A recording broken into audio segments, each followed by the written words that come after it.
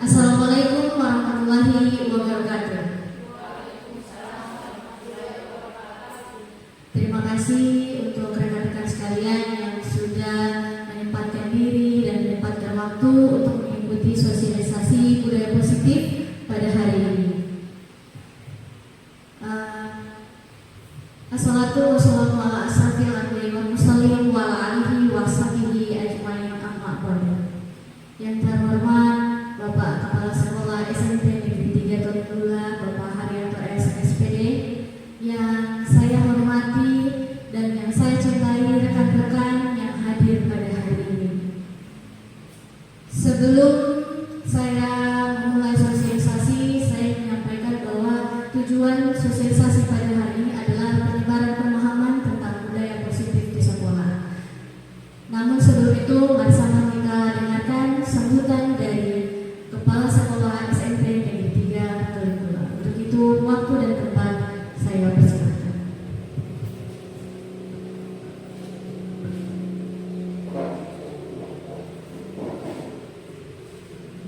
Bismillahirrahmanirrahim. Assalamualaikum warahmatullahi wabarakatuh. Yang saya hormati Bapak Ibu Guru, rekan-rekan pendidik SMP Negeri 3 Tolikula, yang teristimewa Ibu pemateri pada kesempatan hari ini yang saya hormati pula. Alhamdulillah wasyukurillah, mari sama kita panjatkan kehadirat Allah Subhanahu wa taala, karena atas izinnya semata sehingga pada kesempatan hari ini kita masih diberikan nikmat. Salah satunya adalah nikmat kesehatan, sehingga kita masih sempat hadir di sini secara bersama-sama.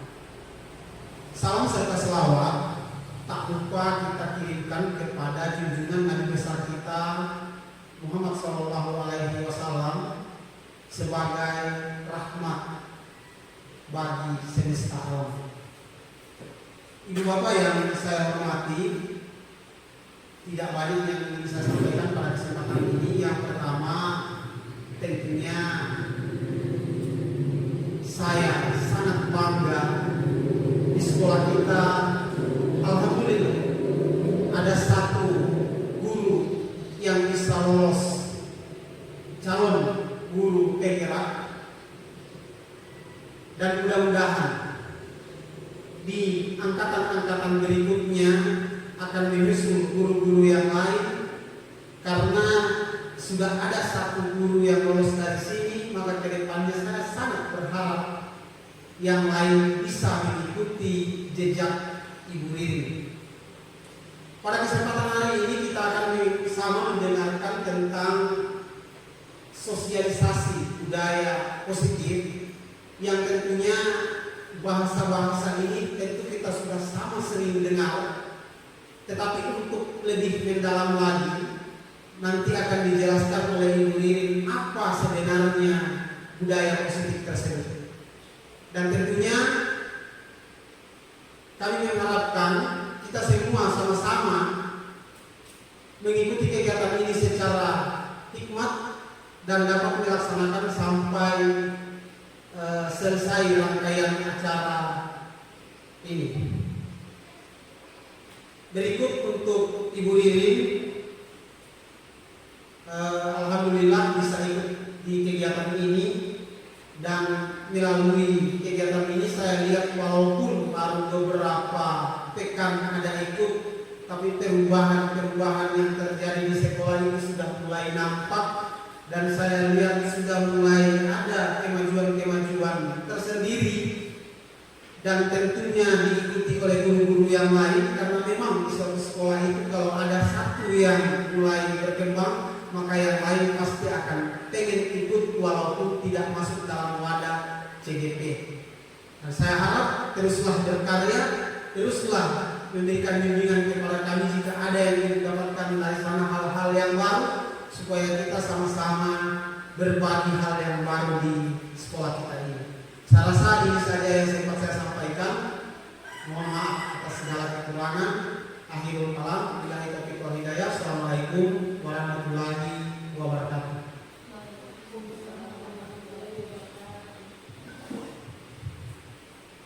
Bapak Ibu yang saya hormati, mari kita beranjak ke kegiatan sosialisasi. Di sini saya tidak saya di sini berdiri bukan sebagai guru atau pengajar dan yang lainnya. Saya hanya ingin sharing ilmu yang saya sudah dapatkan. Baik Bapak Ibu, yang sudah saya sampaikan tadi, tujuan sosialisasi pada hari ini ialah menyebarkan pemahaman dan pengalaman penerapan budaya positif. Jadi Bapak Ibu, ada beberapa poin atau ada konsep inti, ada 7 konsep inti yang akan saya bawakan pada hari ini.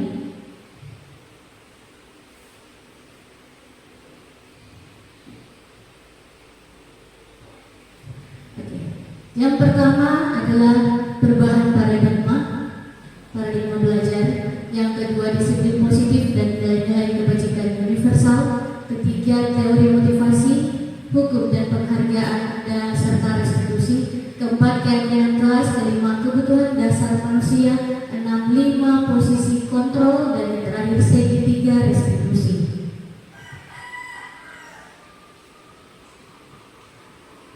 Kita sebelum masuk, ini adalah perubahan paradigma belajar. Mungkin Bapak Ibu sudah mengetahui paradigma belajarnya Bapak Ibu sendiri, sudah tahu bagaimana Bapak Ibu cara Bapak Ibu bagaimana dalam mengajar, dalam belajar di dalam kelas seperti apa. Dan tentunya setiap masing-masing guru itu punya perbedaan masing-masing. Nah, menurut Ki Hajar Dewantara, tujuan pendidikan itu adalah menuntun. Kita sekarang berada di kurikulum merdeka dan ada juga yang K13 di kelas 8, kelas 9, masih K13, kelas 7 kurikulum merdeka. Nah, kalau di kurikulum 13 kita dituntut untuk menghabiskan materi, sedangkan pada kurikulum merdeka sebaliknya, kita mengajarkan materi sampai mereka paham. Seperti itu. Nah, sebenarnya kurikulum 2013 dengan kurikulum merdeka itu tidak jauh berbeda. Tetap dia berpusat kepada murid.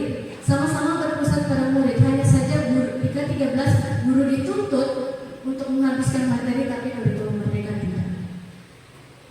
Nah, dalam proses menuntun, anak diberi kebebasan, namun pendidik sebagai pamong dalam memberi tuntunan dan arahan agar anak tidak kehilangan arah dan membahayakan dirinya. Dan kita ketahui bahwa kalau kurikulum merdeka itu kita mengikuti apa yang menjadi kemauan murid. Seperti itu, apa sih yang ada di paradigmanya kita seperti itu, mengikuti kemauan murid. Padahal yang sebenarnya, kalau misalnya ibu di dalam kelas ibu saya ingin bermain bola, karena kita di sini mengikuti kebutuhan minat dan bakat murid. Sebenarnya itu di kurikulum merdeka. Nah, kalau kita mengikuti kemauan mereka ingin main bola, dan kita membiarkan itu, sebenarnya juga tidak seperti itu. Mengikuti kemauan tidak seperti itu. Jadi hanya memenuhi kebutuhan minat dan bakat. Minat mereka apa? Minatnya si A, si B ini apa? Kalau misalnya dalam pembelajaran mereka tidak terlalu suka dengan pembelajaran yang mempresentasi, misalnya dalam tugas diskusi kelompok itu mereka presentasi, mungkin teman-teman bisa memberikan alternatif lain, tidak harus presentasi. Mungkin hasil diskusi bisa disalin, ditempel pakai satu kertas, atau kalau seperti saya itu, saya suruh siswa untuk menempelkan hasil diskusi mereka itu pakai styrofoam. Jadi ada siswa yang tidak cakap berbicara, mereka bisa cakap dalam menulis. Jadi kita harus memilah, makanya di awal pembelajaran kita perlu melakukan diagnostik awal untuk mengetahui kebutuhan dan minat bakat murid. Berikut, nah ini paradigma baru merupakan pembelajaran yang berorientasi pada penguatan kompetensi dan penguatan karakter yang sesuai dengan nilai-nilai Pancasila. Nilai-nilai Pancasila yaitu profil pelajar Pancasila, yaitu yang ada yang pertama, beriman, bertakwa kepada Tuhan Yang Maha Esa dan berakhlak mulia. Yang kedua, berkebinekaan global, gotong royong, kreatif, bernalar, kritis dan mandiri. Jadi profil ini yang kita harapkan tertanam di dalam diri murid kita.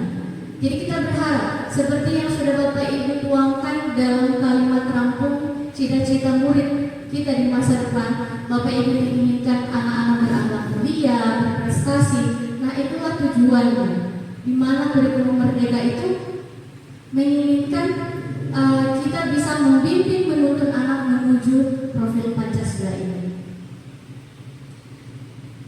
Nah, disiplin positif dan nilai-nilai kebajikan universal. Sebelum saya lanjut, saya ingin bertanya dulu. Kira-kira menurut Bapak Ibu, nilai-nilai kebajikan itu seperti apa?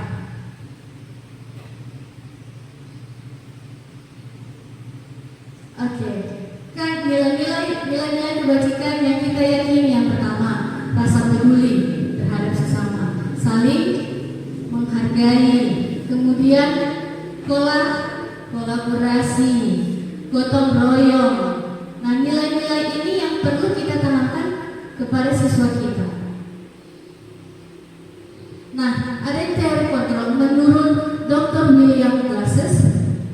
Nah, menurutnya ini adalah ilusi bagaimana guru mengontrol murid.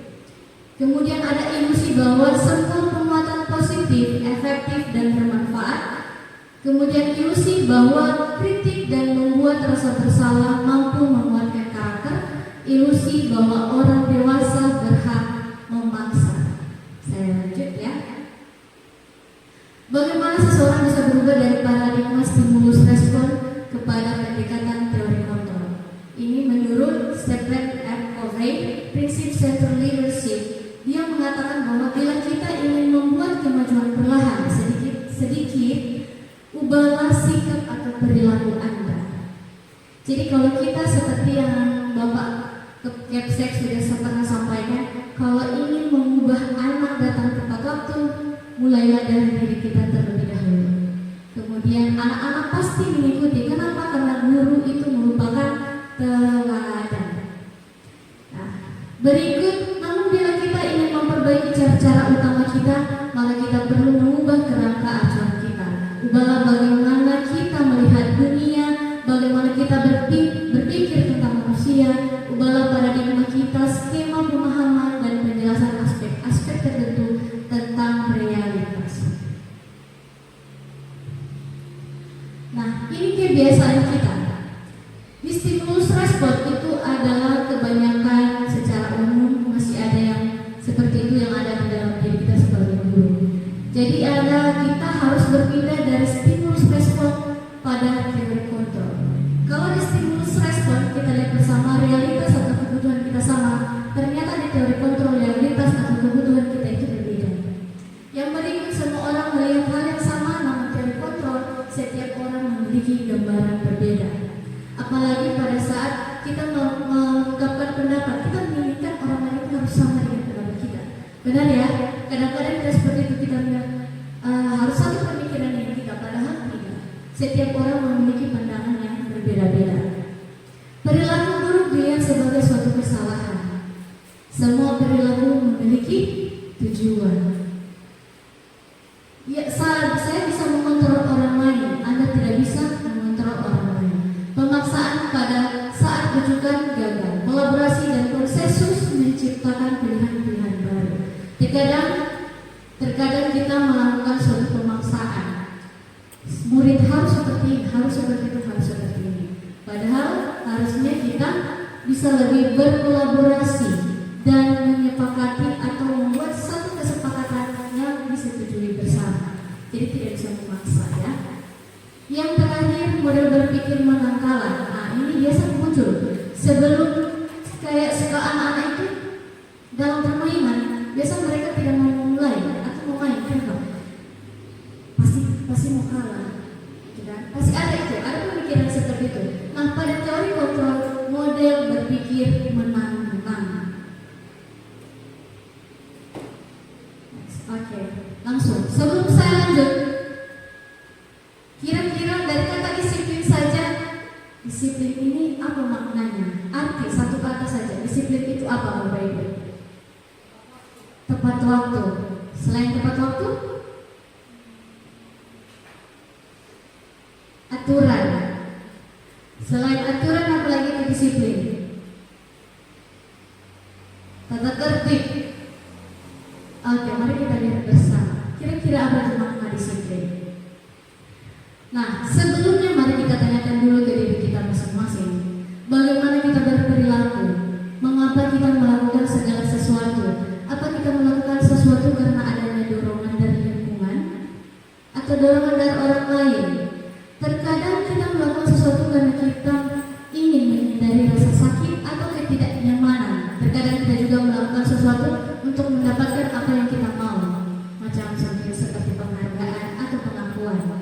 Pernahkah Anda melakukan sesuatu untuk mendapat senyuman atau pujian dari orang lain?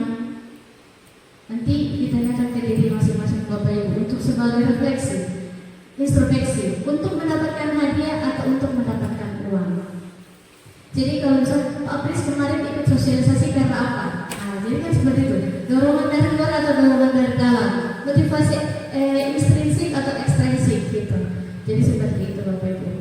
Next, nah kebanyakan orang akan menghubungkan kata disiplin dengan kata tata tertib, teratur, kepatuhan pada peraturan.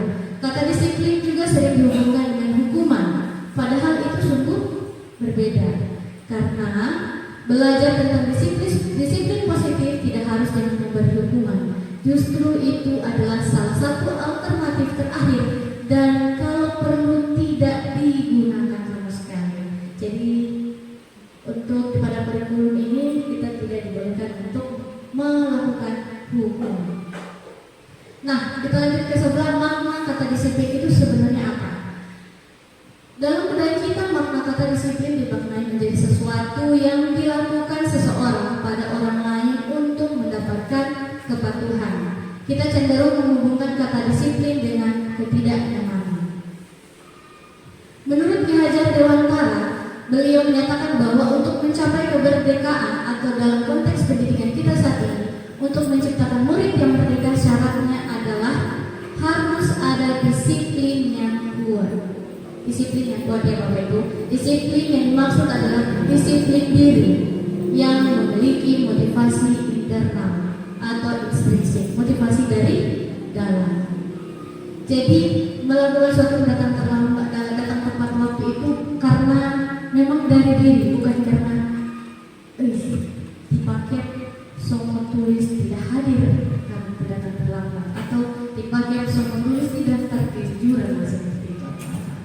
Ya, jadi itu adalah satu penerapan motivasi dari luar. Kalau dari dalam diri, meskipun tidak ada dorongan apa-apa dari paket, dari rekan-rekan, itu timbul dari diri sendiri. Itu yang dinamakan dengan motivasi internal.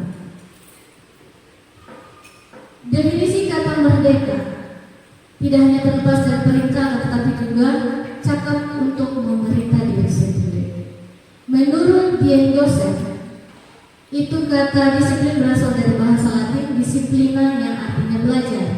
Kata disiplin juga berasal dari akar kata yang sama dengan disciple atau murid dan pengikut. Disiplin positif merupakan salah satu cara penerapan disiplin yang bertujuan untuk menumbuhkan kesadaran serta memberdayakan peserta didik tanpa imbalan, penghargaan atau reward, ancaman ataupun hukuman. Sebagai pendidik, tujuan kita adalah menciptakan anak-anak yang memiliki disiplin diri sehingga mereka bisa berperilaku dengan mengacu pada nilai-nilai kebijakan universal tadi yang sudah saya sampaikan, yang profil pelajar Pancasila. Nah, kita beranjak pada nilai-nilai kebajikan yang tadi. Jadi nilai-nilai kebajikan itu adalah nilai kebajikan yang disepakati bersama, lepas dari suku, bangsa, agama, bahasa maupun latar belakang. Nah, ini adalah nilai-nilai universal Bapak Ibu. Ada peduli, rajin, integritas, rasa hormat. Ini adalah nilai-nilai yang ingin kita tanamkan kepada murid kita. Namun tetap pada penerapan ini memiliki sebuah proses Bapak Ibu. Tidak dalam jangka pendek, pasti butuh waktu yang panjang. Karena menerapkan ini adalah bisa disebut juga adalah karakter. Kita bisa membentuk karakter dengan menerapkan ini kepada murid-murid. Kita next. Nah, ini Bapak Ibu profil pelajar Pancasila yang tadi. Kita lanjut pada teori motivasi, hukuman, penghargaan, dan restitusi.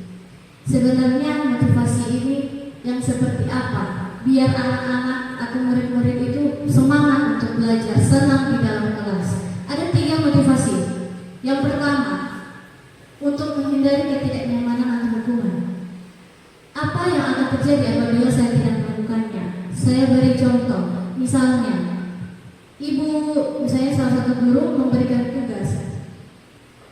Dia tidak ingin bekerja, tapi yang ada di pikirannya, apa yang akan terjadi apabila saya tidak melakukannya? Makanya murid melakukan tugas tersebut. Nah, ini adalah motivasi dari luar. Karena suruhan, perintah dari guru. Kalau dia tidak kerjakan, ini ya dia memikirkan apa kira-kira yang akan diberikan kepada kita kalau kita tidak mengerjakan. Yang kedua, untuk mendapatkan imbalan atau penghargaan dari orang lain. Apa yang akan saya dapatkan apabila saya melakukannya? Jadi murid akan terbiasa melakukan sesuatu jika ada imbalan, dan itu tidak bisa kita terapkan terus-menerus, dan itu kita tidak bisa terapkan pada murid kita. Karena ini adalah hanya motivasi eksternal. Yang kita butuhkan yaitu adalah motivasi internal dari dalam diri murid kita.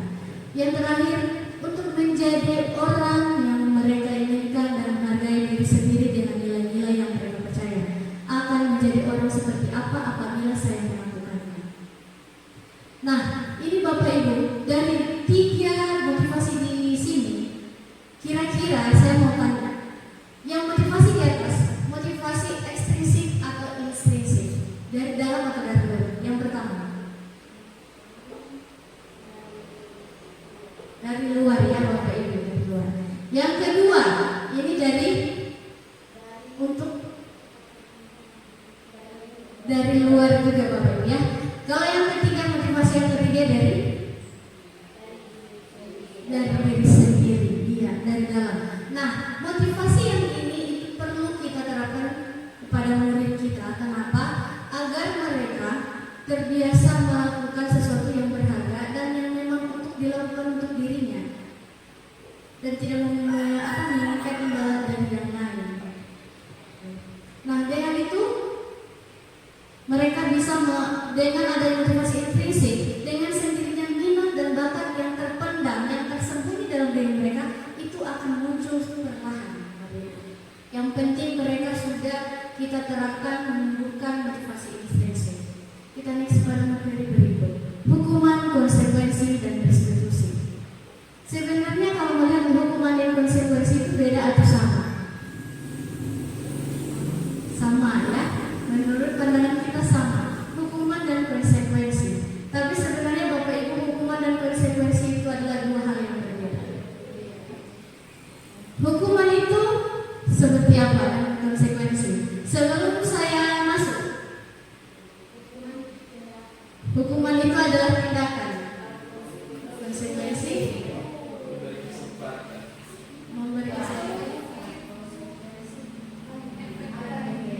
Efek dari tindakan. Oke Bapak Ibu, baik sekali. Semua jawabannya benar. Nanti saya perlihatkan. Sebelum sebutkan, hukuman itu adalah sesuatu yang tidak direncana, yang tiba-tiba langsung kita berikan ke murid. Kita lihat bersama. Dalam menjalankan peraturan atau kegiatan kelas atau sekolah, bila mana ada suatu pelanggaran, tentunya sesuatu harus terjadi. Untuk itu kita perlu meninjau ulang tindakan penegakan peraturan, keyakinan sekolah atau kelas selama yang kita miliki selama ini. Tindakan terhadap suatu pelanggaran pada umumnya berbentuk hukuman atau konsekuensi. Pada kesempatan ini kita akan diperkenalkan dengan program disiplin positif yang dinamakan restitusi. Sebelum beranjak ke hukuman dan konsekuensi ya Bapak Ibu, kita kesini dulu. Nah, restitusi adalah proses menciptakan kondisi bagi murid untuk memperbaiki kesalahan mereka, sehingga mereka bisa kembali pada kelompok dengan karakter yang lebih kuat. Restitusi juga merupakan proses kolaboratif yang mengajarkan murid untuk mencari solusi untuk masalah mereka dan membantu murid berpikir tentang orang seperti apa yang mereka inginkan dan bagaimana mereka harus memperlakukan orang lain. Jadi restitusi itu Bapak Ibu itu ada 3 tahap. Yang pertama itu dia tahap kalau ada kasus di mana siswa terlambat atau kasus siswa melakukan pelanggaran. Cara untuk restitusi itu dia ada 3 tahapan yang harus dilalui. Namun terkadang kita sebagai murid biasa yang pertama saya sebutkan dulu. Yang pertama menstabilkan identitas. Menstabilkan identitas itu menanyakan kenapa dia sampai terlambat. Ya, apakah terlambat itu berlaku buruk atau tidak? Jadi itu Bapak Ibu. Yang berikut validasi tindakan dan yang terakhir menanyakan keyakinan akan dibahas di materi terakhir. Ini adalah perbedaan hukuman konsekuensi dan restitusi. Kita lihat bersama identitas gagal dan identitas sukses. Ini dalam bagaimana kita mendidik atau membimbing menuntun murid kita. Identitas gagal itu adalah hukuman, sedangkan identitas sukses itu konsekuensi dan restitusi. Jadi kenapa bagaimana dia bisa dikatakan sebagai hukuman? Sesuatu yang menyakitkan harus terjadi. Kalau di konsekuensi sesuatu harus terjadi, restitusi pilihan. Yang berikut tidak nyaman untuk murid atau anak dalam waktu yang panjang. Kalau di konsekuensi tidak nyaman untuk murid dalam jangka waktu yang pendek. Restitusinya menguatkan untuk murid dalam jangka waktu panjang. Kalau di hukuman korban mendapatkan keadilan, konsekuensi korban bisa diabaikan, restitusi mendapatkan ganti.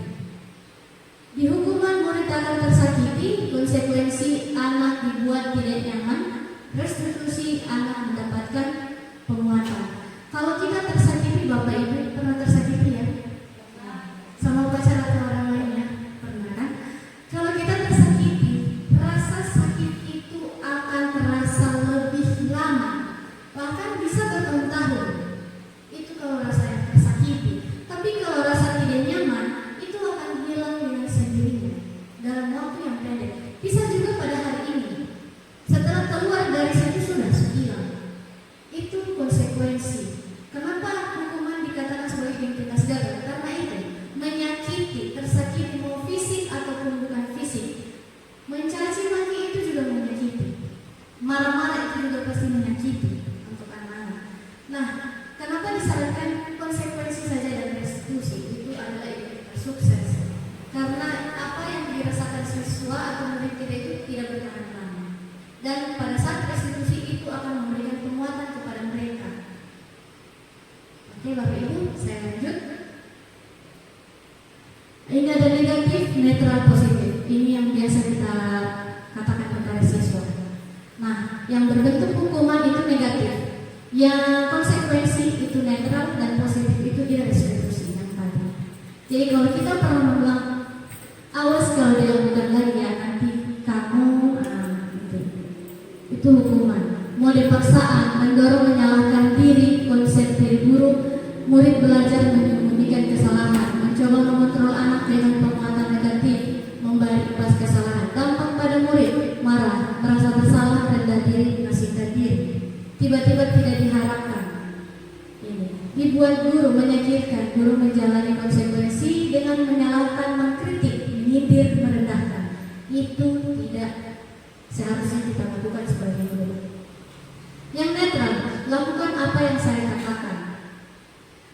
Nah, kalau yang positif, apakah hal ini yang sesungguhnya ingin kamu lakukan? Jadi kita sebagai guru kalau mereka melakukan kesalahan, pertanyaan kita pertama itu menanyakan, apa ini yang kamu mau? Jadi itu seharusnya posisi kontrol yang dimiliki oleh guru. Saya lanjut. Berdasarkan bagian yang di atas tadi, kita bisa menyimpulkan bahwa hukuman bersifat tidak direncana atau tiba-tiba, karena tidak disepakati. Kalau misalnya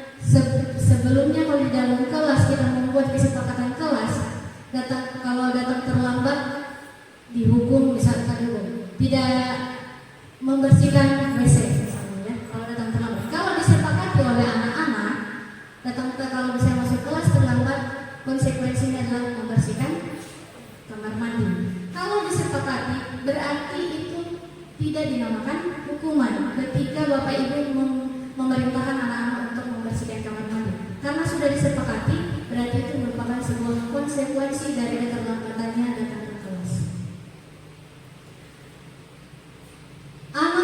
Sedangkan disiplin dalam bentuk konsekuensi sudah terencana atau sudah disepakati, yang seperti yang saya sudah sampaikan tadi, sudah dibahas dan disetujui oleh murid dan guru. Umumnya bentuk-bentuk konsekuensi dibuat oleh pihak sekolah atau guru dan murid sudah mengetahui sebelumnya konsekuensi yang akan diterima bila ada pelanggaran. Jadi itu beda hubungan dengan konsekuensi. Jadi kalau misalnya kalau bisa saya sarankan sebelum, apalagi kita sudah mau pembelajaran ajaran yang baru, kalau bisa sebelum masuk kita buat masing-masing mapel, buat kesepakatan kelas agar anak lebih disiplin. Jadi buat kesepakatan kelas itu mereka tahu konsekuensi yang akan mereka dapatkan. Karena mungkin selama ini kita memberi hukuman atau memberikan perintah yang lain dari pelanggaran yang mereka lakukan, dan mereka merasa tersakiti. Karena mengapa? Karena mereka merasa itu ada hukuman karena sebelumnya memang tidak ada kesepakatan antara kita dengan murid. Keyakinan kelas. Mengapa keyakinan kelas bukan peraturan kelas? Keyakinan kelas itu dia bersifat lebih pada abstrak. Nilai-nilai yang tadi, nilai-nilai kebajikan yang tadi, peduli, tepat waktu. Mengapa kita memiliki peraturan tentang penggunaan helm pada saat mengendarai kendaraan? Ada yang bisa jawab? Mengapa kita harus menggunakan helm? Untuk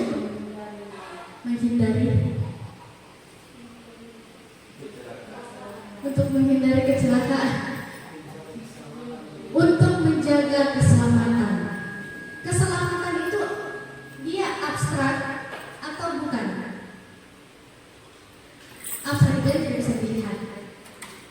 Jadi keselamatan itu dia adalah bentuk dari abstrak. Jadi itu adalah kenapa keyakinan kelas? Keyakinan kelas itu dia abstrak. Itu yang kita yakini. Kalau kita menggunakan helm dalam berkendara, berarti setidaknya resiko yang kita nanti dapatkan itu sedikit. Dan itu kita yakini. Meskipun kita tidak tahu aturannya undang-undang nomor berapa, tapi kalau kita yakini pakai helm itu safety, aman, kita akan pasti menggunakan. Nah, itu adalah motivasi dari dalam diri. Jadi nilai-nilai kebajikan kenapa harus ditumbuhkan, ditanamkan dalam pada murid. Mengapa kita memiliki peraturan tentang penggunaan masker dan mencuci tangan setiap saat? Karena nilai kebajikannya apa?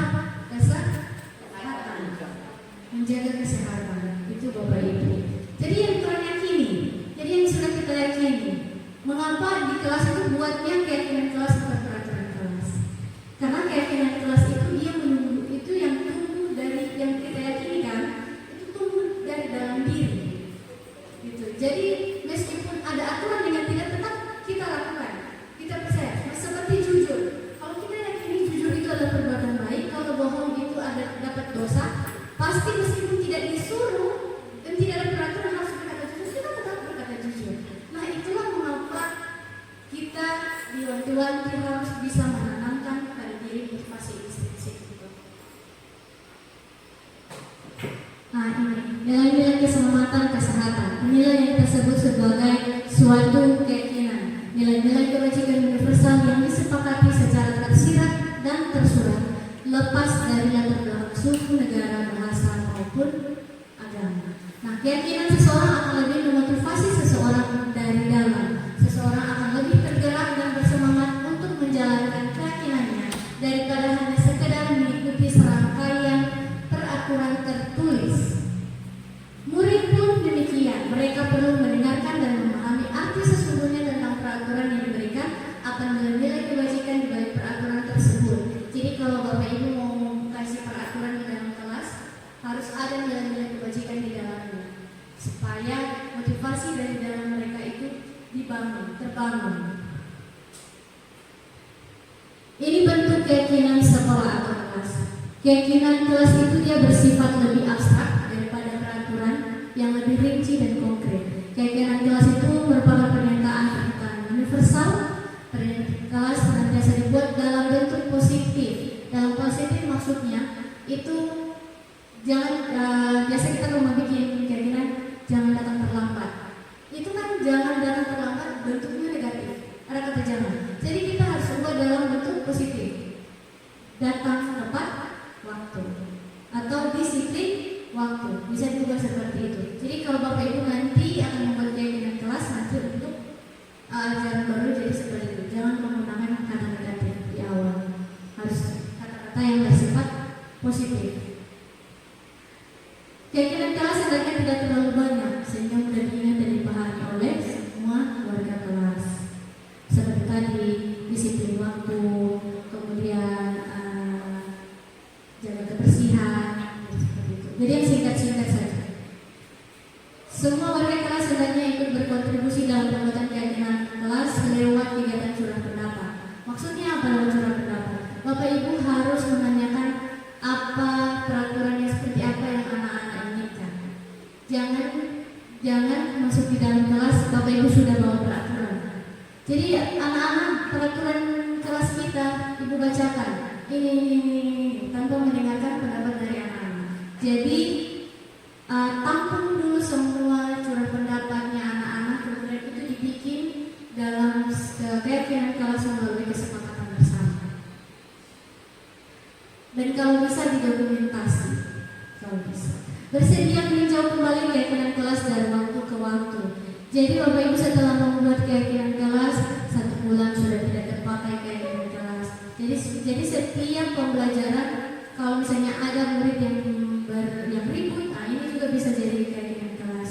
Tidak ribut di dalam kelas, mendengarkan mengikuti pembelajaran secara menyeluruh, itu juga bisa menjadi. Jadi kalau misalnya ada anak yang ribut, berarti dia melanggar. Nah, Bapak Ibu harus mengingatkan apa peraturan kelas kita, apa keyakinan kelas kita. Kalau misalnya itu anak melanggar, keyakinan kelas apa yang anak itu langgar. Jadi Bapak Ibu harus tanya. Jadi jangan kenapa semua baru gitu. Tidak, kita sebagai guru sewajarnya bertanya dulu. Karena pasti segala sesuatu tindakan itu ada tujuannya. Yang sudah saya jelaskan sebelumnya, segala sesuatu tindakan ada tujuannya. Nah, ini contoh dari keyakinan kelas. Kita ambil keyakinan kelas itu saja ya, yang 1, kelas 1 dan kelas 5. Hormat. Nah, ini jadi contoh-contoh keyakinan kelas dengan kata yang singkat tapi mudah diingat. Hormat. Jadi intinya adalah saling menghormati ketika berada dalam kelas, curah pendapat atau apa, kemudian bekerja, diterima dan dimiliki. Jadi singkat-singkat seperti itu agar siswa mudah mengingatnya. Kalau terlalu panjang itu mungkin sudah masuk pada peraturan yang lebih rinci.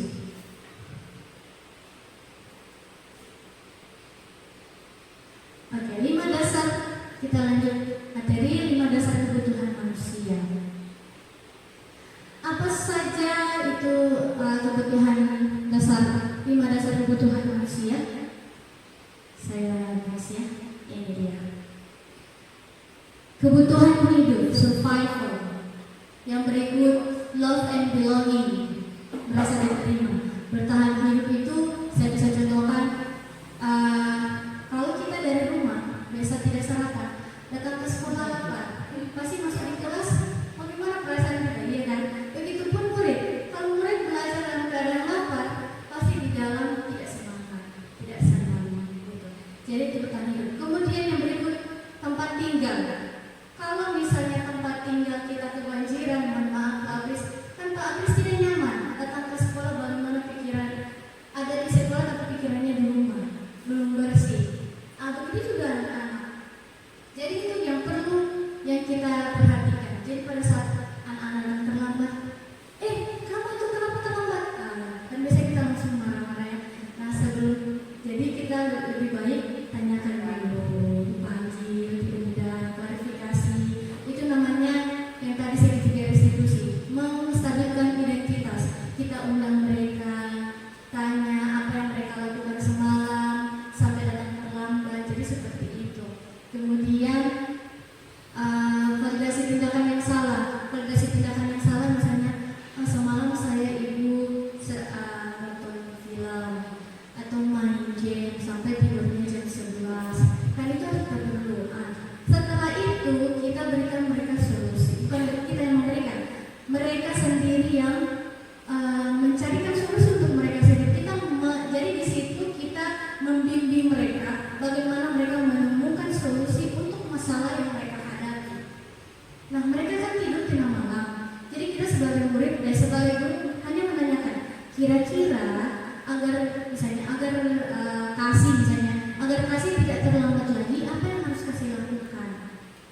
Jadi dia akan berpikir, tidak tidur tengah malam Bu, bisa seperti itu. Tidurnya harus jam berapa? Jam 9 Bu. Nah, kan itu mereka sudah mulai mencari solusi untuk masalah mereka. Jadi mereka tidak akan terlambat lagi karena sudah tahu bagaimana cara menanganinya. Namun meskipun anak-anak sudah tahu apa yang mereka harus lakukan, terkadang masih saja dilakukan. Nah, itu di situ sudah ada peran guru. Nah, nanti kita akan belajar tentang posisi kontrol guru seperti apa. Akan ada di slide berikut. Kemudian merasa diterima, love and belonging. Contoh, ada yang bisa kasih contoh? Merasa diterima. Kalau dalam satu kelompok, misalnya 3 orang, kemudian yang 2 orang asik berdiskusi, yang satu tidak. Dan ternyata memang yang satu ini selalu diasingkan dalam kelompok, dalam kerja kelompok. Jadi biar bagaimanapun motivasi mereka untuk belajar itu akan berkurang. Nah, mengapa memiliki ini cinta kasih sayang ini dibutuhkan? Dan kita juga sebagai guru, posisi kita sebagai guru yang namanya yang cinta kasih sayang ini tidak bisa beda-bedakan untuk terhadap siswa. Jadi karena nanti siswa akan merasa kenapa ibu guru tidak pernah memperhatikan saya? Kenapa ibu guru selalu memperhatikan si dia? Pasti akan ada pemikiran-pemikiran seperti itu. Dan itu akan membuat dia, yang pertama, dia akan motivasi belajarnya akan menurun. Atau yang kedua, motivasinya akan meningkat. Namun itu motivasi dari luar, karena hanya ingin dipuji oleh guru yang tadi. Gitu ya.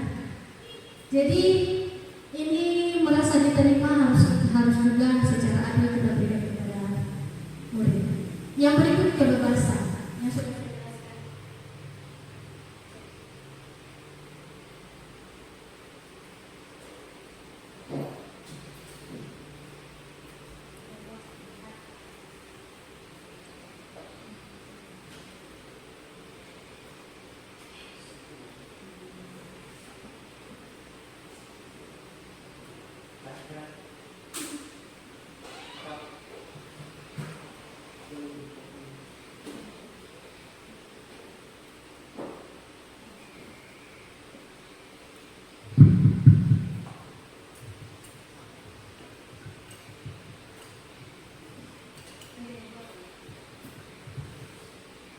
Oke Bapak Ibu, kita lanjut pada kebebasan. Sudah saya jelaskan di awal, kebebasan itu bukan berarti memberikan murid-murid kebebasan seluas-luasnya. Misalnya saya contohkan, saat ini kan saya sedang menerapkan bagaimana murid bisa percaya diri untuk tampil di depan teman-temannya. Seperti di apel, saya bergilirkan untuk memimpin apel, membaca doa, itu kita lakukan secara bergilir. Itu menumbuhkan. Namun ada yang bilang apakah tidak merenggut haknya sebagai murid? Karena kalau dia tidak mau, masa kita harus paksakan? Karena kita harus memenuhi kemauannya. Ada yang berpikir seperti itu. Ini juga yang menjadi waktu saya presentasi di Loka Karya kemarin. Visi dan misi saya itu adalah menumbuhkan rasa percaya diri anak untuk tampil di depan murid umum. Kemudian yang saya bilang program yang saya mulai terapkan itu adalah itu. Anak-anak saya minta untuk bergilir agar mereka terbiasa percaya diri ada di depan teman-temannya dulu terlebih dahulu. Dan ada yang bertanya, apakah tidak merenggut haknya sebagai murid? Karena tidak semua murid itu dia cakap dalam berbicara,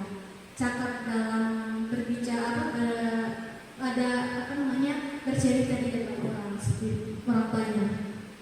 Nah, jadi Bapak Ibu, itu tidak dinamakan sebagai kita merenggut haknya, namun kita membimbing. Ya. Kalau misalnya dia tidak mau, apakah kita membiarkannya dia terus-menerus seperti itu? Dia tidak bisa tampil di depan umum, apakah kita akan biarkan dia seperti itu? Nah, tugas kita adalah menuntun dan membimbing. Caranya dengan seperti itu, tampil di depan itu. Jadi kita biasakan. Karena ada istilah ala bisa karena biasa. Anak-anak itu mau karena tidak terbiasa.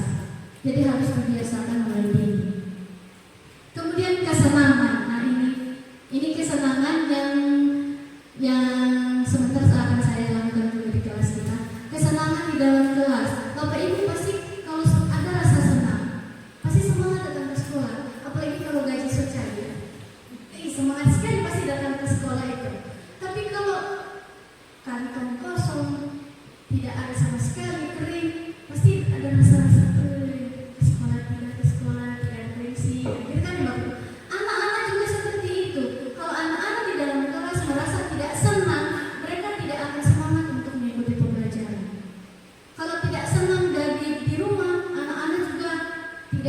ke sekolah atau tidak.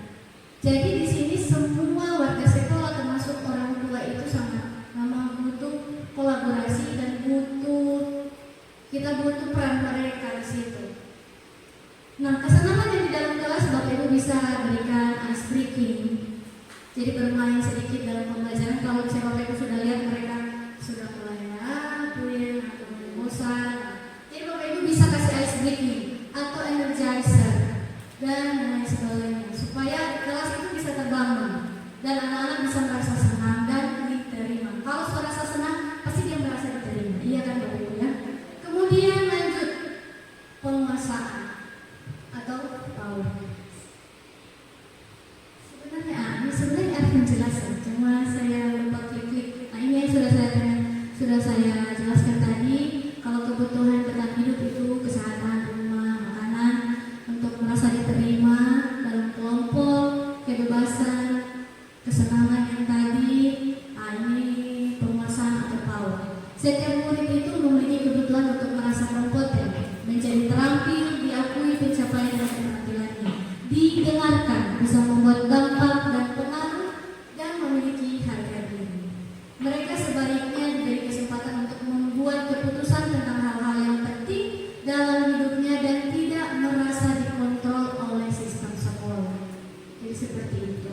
Jadi murid yang telah menginjak usia remaja seringkali mereka merasa tidak memegang kendali atas kehidupannya sendiri karena guru kerap kali mempengaruhi mereka dalam mengambil keputusan. Jadi Bapak Ibu sekali-sekali biarkan mereka mengambil keputusan sendiri.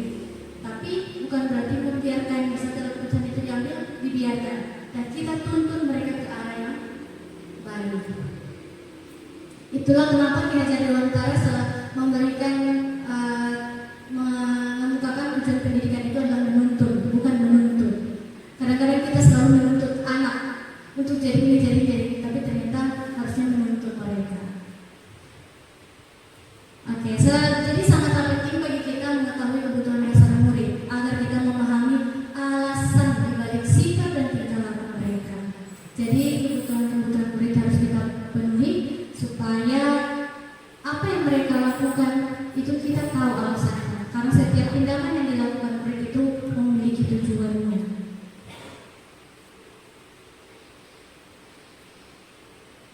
Perilaku buruk murid tidak dapat dibiarkan, namun perlu dipahami dan ditindaklanjuti seperti yang sudah saya sampaikan, dan mengajak murid berefleksi agar mereka dapat mempelajari kesalahannya.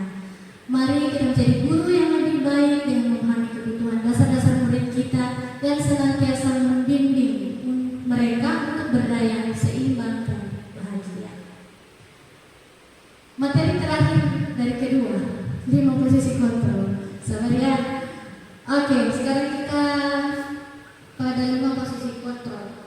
Penghukum, pembuat merasa bersalah, teman, pemantau, manajer. Sebelum saya lanjut, kira-kira yang mana yang ada pada diri ibu? Penghukumkah? Atau pembuat merasa bersalah? Atau menjadi teman untuk murid? Atau sebagai pemantau? Atau sebagai manajer? Jawab saja di diri masing-masing ya. Nanti selanjutnya kita akan temukan apakah sudah benar atau perlu diperbaiki atau perlu refleksi ya. Oke, kita lanjut. Penghukum biasanya ini kata-katanya ya. Contoh, patuhi aturan saya atau awas. Tapi dengan nada. Kemudian kamu selalu saja salah. Ini kata-kata penghukum. Penghukum itu tidak mau mendengarkan dulu alasannya si anak ini, langsung begitu, langsung. Yang kedua, pembuat merasa bersalah. Ibu sangat kecewa sekali dengan kamu. Gimana coba kalau orang tua kamu tahu kamu berbuat begini? Oke, nanti jawab sendiri. Karena kebanyakan kita ya, seringkali tanpa kita sadari kata-katanya muncul, ya, kata-katanya muncul. Nanti tanya jadi diri kalau pernah seperti itu. Teman, ayo bantulah demi bapak ya, demi ibu ya. Ya sudah, kali ini tidak apa-apa ya, nanti ibu bantu bereskan. Jadi di sini guru bertindak sebagai teman, membantunya. Tapi ini ada negatifnya, kalau kita sering membantu, anak itu tidak akan mandiri. Oke. Yang berikut, monitor atau memantau. Peraturannya apa? Apa yang telah kamu lakukan? Nah, kalau tadi si kasih datang terlambat, apa kesalahan kamu yang kamu lakukan? Pelanggaran apa yang sudah kamu lakukan? Pelanggaran sekolah yang mana? Itu disiplin waktu. Jadi seperti itu. Itu dia pemantau. Pertanyaan-pertanyaan pemantau. Sanksi atau fungsinya apa? Yang terakhir adalah manajer. Apa yang kita yakini? Itu kembali ke kelas. Apakah kamu meyakininya? Jika kamu meyakininya, apakah kamu bersedia memperbaikinya? Jika kamu memperbaiki ini, hal ini menunjukkan apa tentang dirimu? Dan terakhir, apa rencana kamu untuk memperbaiki hal ini? Kira-kira Bapak Ibu, dari 5 posisi kontrol selain yang Bapak Ibu rasakan, kayaknya ini yang ada dalam diri saya. Terlepas dari itu, kira-kira dari 5 posisi kontrol, posisi mana yang seharusnya dimiliki oleh seorang guru? Jawab saya di dalam. Kira-kira seperti apa? Bapak Ibu maunya seperti apa? Nah, kalau misalnya penghukum itu ya bukan selainnya sebagai seorang guru ya. Saya langsung jawab saya. Itu selainnya bukan seorang guru. Pembuat merasa bersalah itu akan menurunkan motivasi mereka. Nanti ada penjelasan terakhir. Teman yang sudah saya sampaikan ada posisi positif dan negatifnya. Mereka tidak akan mandiri, akan terbiasa bergantung pada teman atau pada guru. Yang berikut pemantau. Terus kalau peraturannya apa yang telah kamu lakukan? Jadi kadang-kadang seorang pemantau itu nadanya juga agak tinggi. Jadi mentalnya si murid pasti akan itu. Apalagi pada saat baru masuk pagi-pagi sudah dimarah-marahkan. Yang berikut manajer, apa yang kita yakini? Nah, ini manajer ini dia bisa mengontrol, dia lebih pada menetralkan dulu keadaan kalau misalnya masalah. Keadaannya dulu dinetralkan, kemudian ditanyakan apakah ini salah atau benar. Jadi anak-anak itu sendiri yang akan memilih ini perbuatanmu salah atau tidak, baik atau tidak. Jadi itu posisi, itu seharusnya menjadi posisi kontrol yang harus dimiliki seorang guru. Kemudian mencarikan mereka solusi yang seperti saya katakan tadi, segitiga restitusi ya. Jadi sebagai seorang guru, posisi yang paling tepat adalah manajer. Ya Bapak Ibu ya, manajer. Karena manajer itu kita bisa memahami, kita bisa tahu alasan dari murid dan akhirnya bisa memberikan solusi untuk mereka. Sehingga kita bahwa posisi sebagai manajer lain sebaiknya digunakan dalam menghadapi murid. Guru yang memposisikan diri sebagai seorang manajer hendaknya mengerti bahwa fokus masalah ada pada murid itu sendiri. Guru hendaknya membuat murid bertanggung jawab dan mencari solusi atas masalah yang mereka lakukan. Tujuannya apa? Untuk menuntun murid mengevaluasi tindakan mereka agar mereka menjadi pribadi yang lebih baik. Kan tadi sudah validasi kesalahannya apa-apa, kemudian bagaimana mereka memperbaiki itu. Itu di situ adalah perilaku tanggung jawab mereka. Jadi kita sudah mulai menumbuhkan, mengajarkan, membimbing mereka bagaimana bertanggung jawab atas masalah yang mereka, atas perbuatan yang mereka lakukan. Oke, ini tadi motivasi eksternal bagi penghukum pembuat masalah. Identitas gagal pada posisi kontrol. Identitas gagal itu ada dua, penghukum dan pembuat merasa bersalah. Kalau identitas sukses itu teman kita bisa berperilaku teman dengan murid, kemudian pemantau. Jadi perilaku kontrol positif dan kontrol diri sebagai manajer. Jadi manajer itu dia mampu mengontrol dirinya sendiri. Jadi kalau pemantau, teman dan pemantau itu perilaku kontrol yang positif.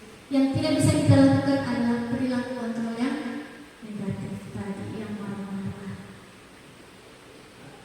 Oke, saya lanjut.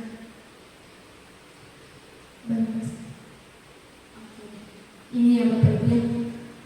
Saya tidak peduli itu penghukum.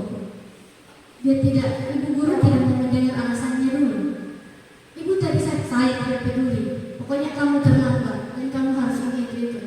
itu penghukum. Kalau pembuat merasa bersalah, maafkan saya. Kalau teman, saya pikir Bapak Ibu teman saya yang pemantau saya akan dapat berapa bintang kalau melakukan hal tersebut. Jika sudah melakukan hal tersebut, saya akan mendapatkan apa? Itu pemantau. Manajer, bagaimana caranya agar saya bisa memperbaiki keadaan ini? Ini murid ya. Saya akan memperbaiki masalah ini dengan Bapak Ibu paham dengan posisi kontrol ya? Yang jadi penghukum, pembuat merasa bersalah, menjadi teman, pemantau, dan yang terakhir adalah manajer. Ini kemudian dibawa ada dampak pada murid mengulangi kesalahan berulang kali karena sering dihukum, jadi sudah terbiasa. Kalau sering dihukum kan sudah jadi kabal, jadi sering dia melakukan kesalahan-kesalahan itu. Kemudian kalau pembuat merasa bersalah, rendah diri dan merasa gagal dan tidak berharga, ini yang akan dirasakan dampak terhadap murid. Yang berikut menjadi teman, tergantung, tidak bisa mandiri. Itu yang saya katakan tadi, murid akan tergantung kepada guru atau pada temannya. Pemantau, menitik beratkan pada dampak diri sendiri, mendapatkan hadiah atau mendapatkan hukuman. Yang terakhir, mengevaluasi diri, bagaimana menjadi diri yang lebih baik. Itu adalah manajer. Jadi Bapak Ibu dan kita semua yang ada di sini, semoga kita bisa berada di posisi manajer. Bapak Ibu, posisi kontrol apakah aku? Oke. Saya kecewa sekali dengan kamu. Kira-kira ini posisi kontrol apa, Bapak Ibu? Penghukum atau pemantau atau pembuat merasa bersalah? Oke. Kita lihat jawabannya apakah benar? Oke. Berarti Bapak Ibu sudah mulai paham. Lagi ya, mau uji ini. Kamu tidak pernah benar melakukannya. Apa yang kira-kira? Penghukum. Apakah benar? Benar. Penghukum ya, kata-kata dari penghukum. Terakhir, apa rencanamu untuk menyelesaikan masalah ini? Manajer? Oke, kita lihat. Oke, betul sekali ya. Berarti sudah paham ya tentang posisi kontrol. Semoga bisa diterapkan. Berikut, ayolah lakukan mimpi Bapak ya. Teman, ini jelas sekali karena kata-katanya ini ayolah. Oke, terakhir, kamu tidak akan mendapatkan nilai jika tidak mengejar terus. Apa yang perlu kira-kira?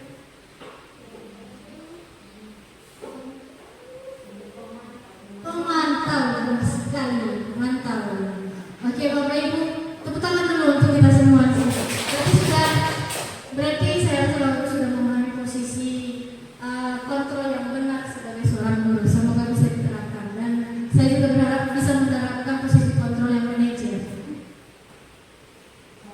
Oke, materi terakhir ya Bapak Ibu, segitiga restitusi yang sudah sempat disinggung. Ini adalah langkah-langkahnya. Yang pertama, stabilize the identity, menstabilkan identitas. Di situ teori kontrolnya, kita semua akan melakukan hal terbaik yang bisa kita lakukan. Yang kedua, validasi tindakan yang salah atau validate the misbehavior. Semua perilaku memiliki alasan. Yang ketiga, menanyakan keyakinan atau seek the belief. Kita semua memiliki motivasi internal. Apa sih? Ini dia. Segitiga restitusi ya akan bermudah. Segitiga restitusi, kamu tentu punya alasan mengapa melakukan itu. Itu divalidasi tindakan. Tapi sebelum itu kita stabilkan dulu identitas. Jadi kita bisa mengatakan setiap orang pasti pernah melakukan kesalahan. Jadi sebelum menjudge dia, kita undang dulu kan, baru ibu apa guru bisa mengatakan setiap orang pernah melakukan kesalahan. Jadi memang tidak apa-apa. Namun harus diperbaiki. Kamu bukan satu-satunya yang pernah melakukan ini. Itu menstabilkan identitas. Yang kedua, validasi tindakan yang salah. Kamu tentu punya alasan mengapa melakukan itu. Jadi Bapak Ibu sebelum marah-marah tanya dulu apa yang alasan. Yang berikut, adakah cara yang lebih efektif untuk mendapatkan apa yang kamu butuhkan? Yang terakhir, menanyakan keyakinan. Keyakinan kelas apa yang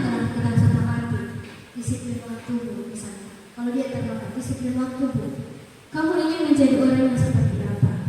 Nah, pada saat dia minta disiplin waktu, Bu, tanyakan lagi, disiplin yang kamu lakukan tadi itu merupakan perilaku yang buruk atau yang baik? Karena dia sudah melanggar, pasti dia tidak baik. Jadi mereka akan tahu, dan disitulah dibagi cara kita membimbing, menumbuhkan rasa bertanggung jawabnya anak ini terhadap apa yang mereka lakukan. Dan yang terakhir adalah bagaimana mereka menyelesaikan masalah itu, yaitu dengan mencari solusi yang mereka sendiri yang mengatakan solusinya seperti apa. Jadi kita hanya menuntut, membawa mereka ke arah sana, ke arah solusi yang lebih baik. Jadi kita membimbingnya ke sana, sehingga mereka menemukan solusi yang harus mereka lakukan untuk memperbaiki masalah. Dan selanjutnya, berbuat salah itu tidak apa-apa, tidak ada manusia yang sempurna. Ini kata-kata yang bisa Bapak Ibu sampaikan ke anak-anak pada saat masa depan identitas atau apa sih suasana. Kalau tadi kan suasana yang tegang-tegang pada saat dia terlambat, pasti dia takut itu. Datang terlambat kemari pasti ada rasa takut. Nah, jadi tugas Bapak Ibu adalah menstabilkan dulu keadaan. Kita bisa menyelesaikan ini. Bapak Ibu tidak tertarik mencari siapa yang salah, tapi Bapak Ibu ingin mencari solusi dari permasalahan. Kamu berhak merasa begitu, atau apakah kamu sedang menjadi teman yang baik buat dirimu sendiri? Yang kedua, seorang guru yang memahami teori kontrol pasti akan mengubah pandangannya dari teori stimulus ke teori kontrol yang tadi, cara berpikir proaktif yang mengenal tujuan dan setiap tindakan. Ini contoh kata-katanya, padahal kamu bisa melakukan yang lebih buruk dari ini ya. Jadi menyinggung sedikit. Kamu pasti punya alasan mengapa melakukan itu. Kamu patut bangga pada dirimu sendiri karena kamu telah melindungi sesuatu yang penting buatmu. Kamu boleh mempertahankan sikap itu, tapi kamu harus menambahkan sikap yang baru. Yang terakhir, apa yang kita percaya sebagai kelas atau keluarga, keyakinannya. Apa nilai-nilai umum yang telah kita sepakati, bayangan kita tentang kelas yang ideal, kamu mau jadi orang seperti apa. Jadi terakhir itu pada saat pembinaan harus ditanya, mau jadi apa? Jadi ibu berharap semoga kamu menjadi orang yang lebih baik lagi, ya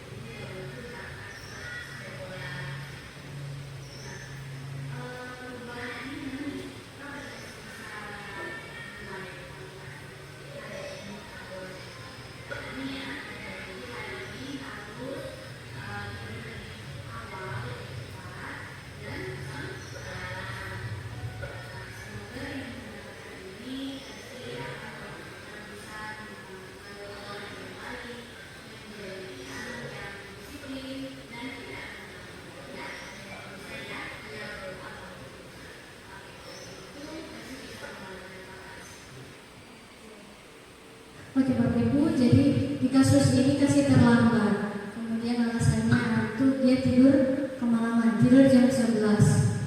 Dan karena jam 11 itu bukan belajar. Jadi dia nonton film drakor sampai jam 11 akhirnya bangun kesiangan. Nah, di situ itu merupakan alasannya kenapa dia bisa terlambat. Nah, setelah itu kita mengajak dia untuk mencari solusi. Setelah ia memberikan alasan terlambat, di situ kita membantu dia mencari solusi. Bagaimana kita tanyakan ke siswa itu sendiri, kira-kira bentuk tanggung jawabnya atas kesalahannya itu seperti apa? Yaitu dengan dia tidur lebih awal, kemudian pasang alarm agar dia cepat bangun pagi hari. Jadi nanti tidak akan terlambat. Jadi itu solusi yang dengan sendirinya kasih ke saya waktu itu.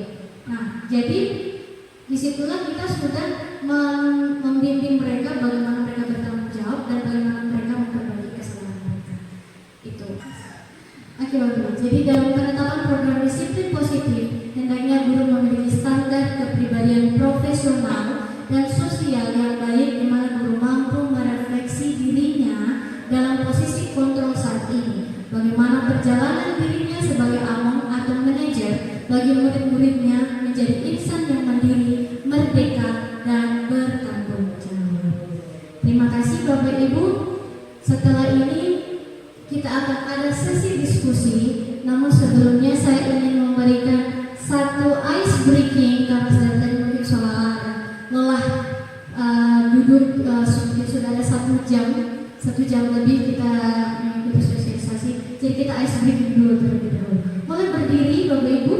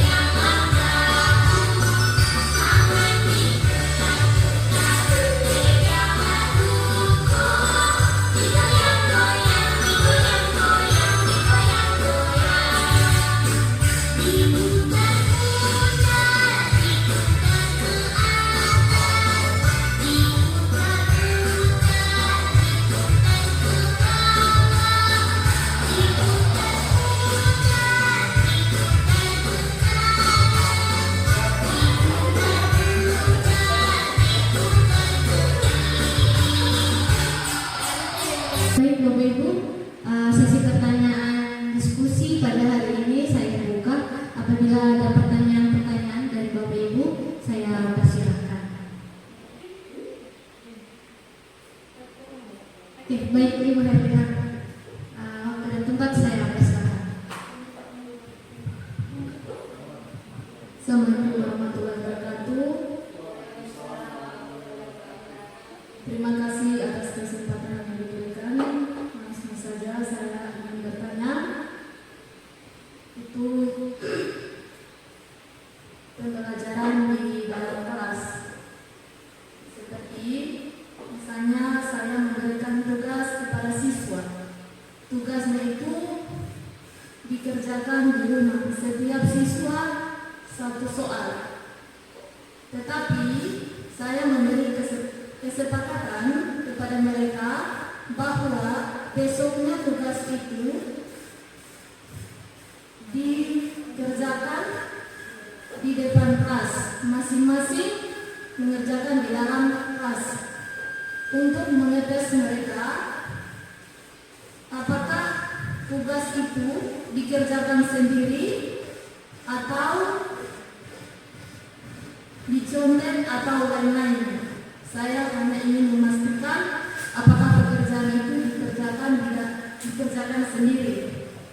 Dengan catatan, saya minta kepada siswa untuk mengerjakan tugas tersebut di dalam kelas. Kesepakatannya, jika siswa tersebut tidak mampu mengerjakan tugas tersebut walaupun jawabannya sudah benar di buku, tetapi pada saat dia menjawab di papan tulis salah, maka nilainya berkurang. Itu adalah kesepakatan kami. Kemudian, dan mereka setuju. Dan saya ingin bertanya, apakah itu merupakan hukuman atau sekedar menumbuhkan semangat siswa atau menumbuhkan motivasi siswa untuk bisa maju di dalam kelas? Itu saja. Terima kasih. Assalamualaikum warahmatullahi wabarakatuh. Terima kasih.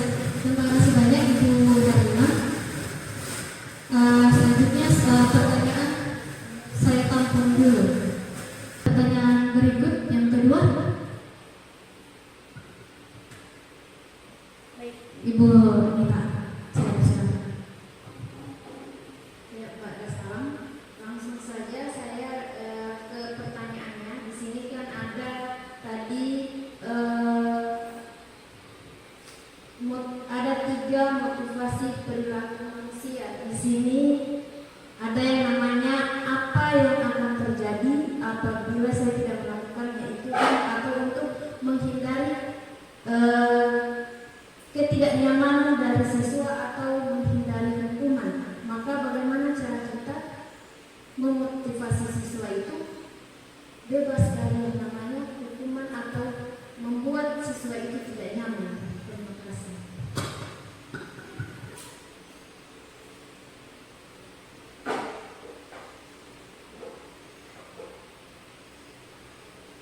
Baik, Bapak Ibu, saya akan mencoba menjawab pertanyaan dari Bu Darina terlebih dahulu.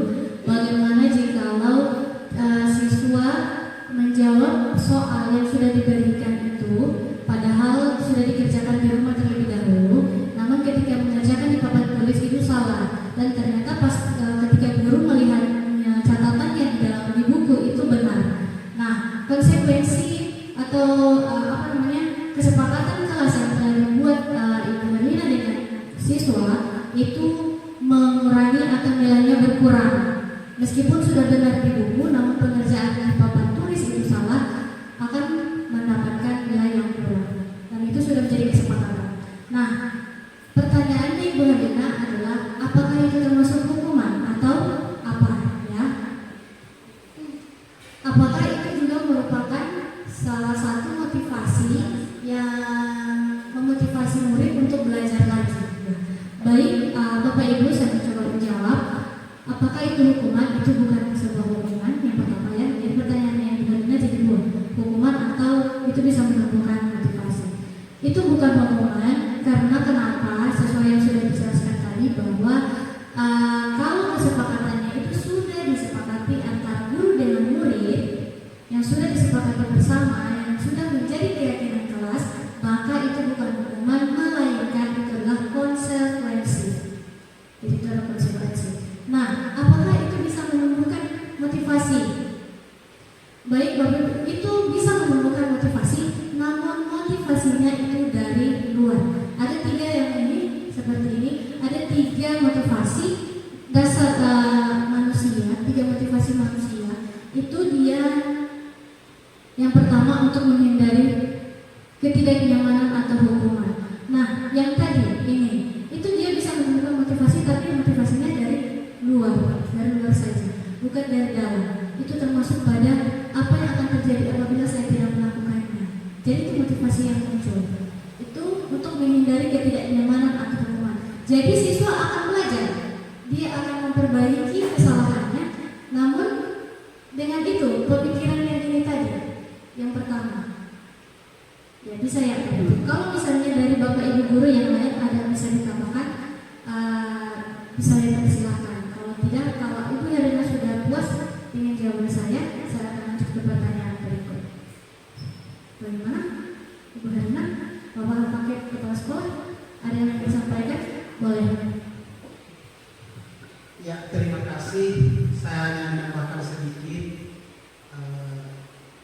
kita sharing ya. Tadi memang betul sekali disampaikan sama Ibu Riri bahwa itu bukan hukuman karena sudah disepakati dan jelas. Namun saya sedikit memikirkan hal yang lain dari apa yang disampaikan tadi, bahwa kesepakatan dalam kelasnya itu adalah nilainya di bulannya. Dalam hal ini kita seakan merugikan siswa. Jadi mungkin apapun itu, karena itu adalah kesepakatan yang ibu telah buat, namun mungkin kedepannya kalau membuat kesepakatan mungkin bisa diulang kembali kah, apakah yang intinya tidak merugikan anak ini. Mungkin itu saja dari saya. Terima kasih.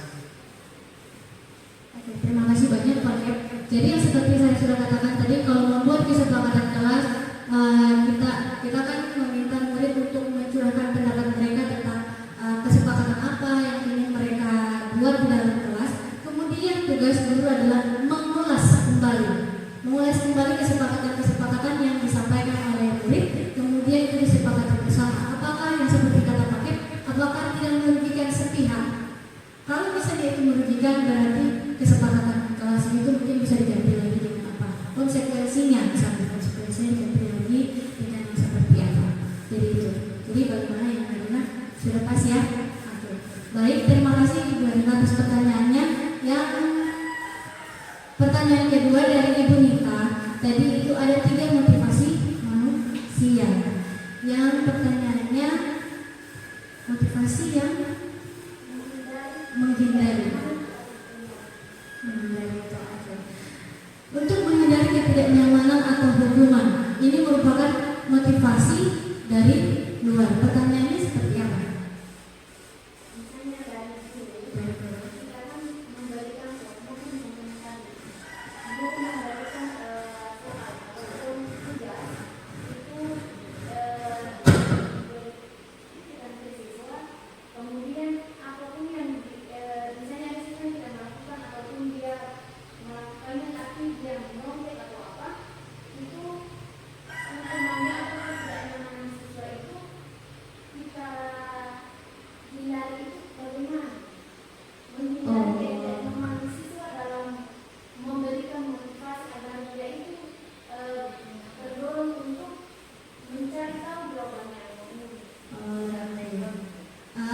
Jadi begini, untuk menghindari ketidaknyamanan atau hukuman itu pemikiran siswa sebenarnya. Jadi mereka tetap melakukan tugas yang diberikan agar mereka terhindari dari ini. Nah, bagaimana menentukan motivasinya mereka? Nah, ibu mungkin bisa untuk menjadi bisa mengambil yang motivasi ini yang harus kita tentukan. Akan menjadi orang seperti apa apabila sedang.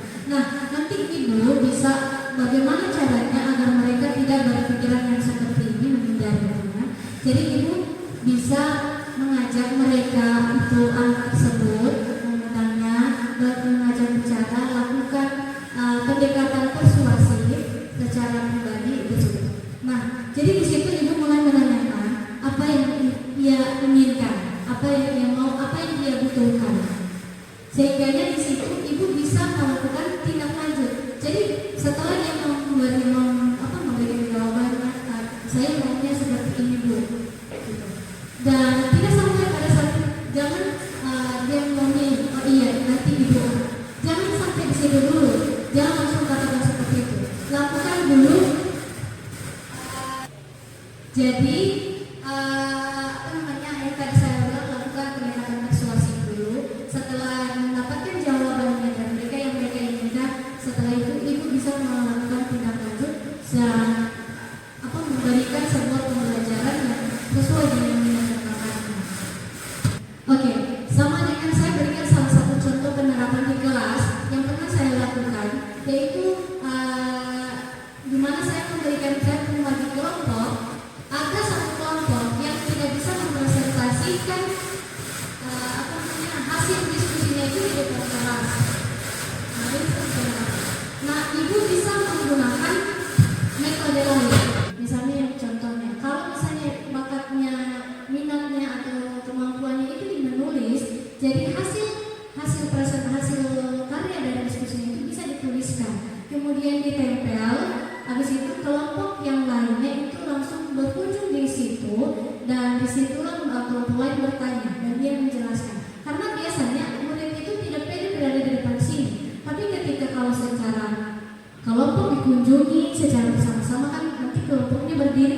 tempat yang dibuat karyanya itu, kemudian ada kelompok lain yang mengunjunginya, di situ mereka akan lebih bebas berbicara daripada berdiri di depan. Jadi kita bagaimana cara menemukannya? Galilah apa yang menjadi kebutuhan murid itu sendiri terlebih dahulu. Ketika mereka memikirkan melakukan sesuatu yang hanya berdasarkan motivasi dari Tuhan. Jadi kita bagaimana? Sudah bisa menerima? Oke, terima kasih. Tidak ada lagi pertanyaan Bapak Ibu? Sudah ada ya? Saya rasa sudah paham ya. Oke, baik Bapak Ibu, terima kasih karena sudah berpartisipasi, meluangkan waktu, sudah memberikan pertanyaan, sudah melakukan diskusi pada hari ini. Terima kasih banyak. Akhirul kalam, saya akhiri sosialisasi penyebaran pemahaman dan pengalaman penerapan budaya positif di sekolah. Assalamualaikum